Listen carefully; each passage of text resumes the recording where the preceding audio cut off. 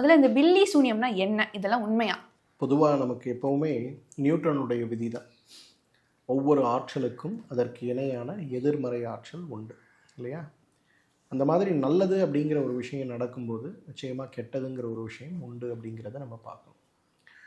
பொதுவாக இந்த பில்லி சூன்யம் அப்படிங்கிற ஒரு வார்த்தைகள் எல்லாமே பார்த்திங்கன்னா இன்றைக்கு தவறான கண்ணோட்டத்தில் பார்க்கப்படுகின்ற ஒரு நிகழ்வாக இருக்கிறது. இன்றைக்கு ஆயுர்வேத மருத்துவத்தை நம்ம பார்க்கணும்.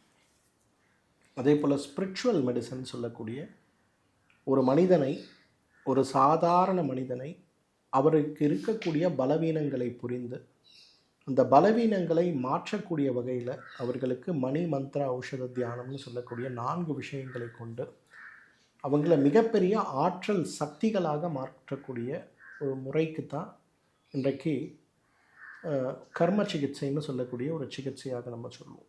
இப்போ உதாரணத்துக்கு ஒரு அரசனுக்கு ஒரு மகன் பிறக்கிறான். அந்த மகனுடைய பலம் என்ன, பலவீனம் என்னங்கிறத 2 வகையில் பார்ப்போம். ஒன்று அவங்களுடைய ஃபிசிக்கல் க்ரோத் எப்படி இருக்குது, இன்டலெக்சுவல் க்ரோத் எப்படி இருக்குன்னு பார்ப்போம்.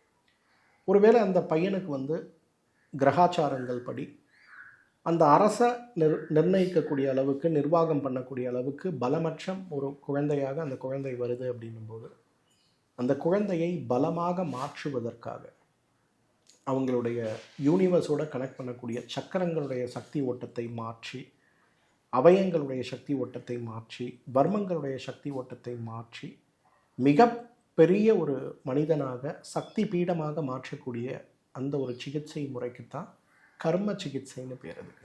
நான் ஏற்கனவே சொன்ன மாதிரி எல்லா நல்லதுக்கு ஈக்குவலான ஒரு கெட்ட சக்தியும் இருக்கின்ற மாதிரி நிறைய பேர் என்ன பண்ண ஆரம்பிச்சிட்டாங்கன்னா, இந்த நல்லது செய்யக்கூடிய விஷயத்தை அடுத்தவர்களுக்கு எதிராக பயன்படுத்தக்கூடிய எதிர்மறை ஆற்றல் கூடிய ஒரு விஷயமாக மாற்ற ஆரம்பித்த பிறகு தான் இதற்கு இந்த பில்லி சூனியம் இந்த மாதிரி நிறைய பேர் கொண்ட ஆக்கல் ப்ராக்டிசஸ் இருந்து வந்திருக்கிறத பார்க்குறோம். இது நம்ம ஊரில் மட்டும் இல்லை, இன்றைக்கி ரோமோட ஹிஸ்ட்ரியில் நம்ம பார்க்குறோம், க்ரீக்கோட ஹிஸ்ட்ரியில் பார்க்குறோம். ஆக்கல் ப்ராக்டிசஸ்லாம் நிறைய இருக்குது அப்படிங்கிறத பார்க்குறோம்.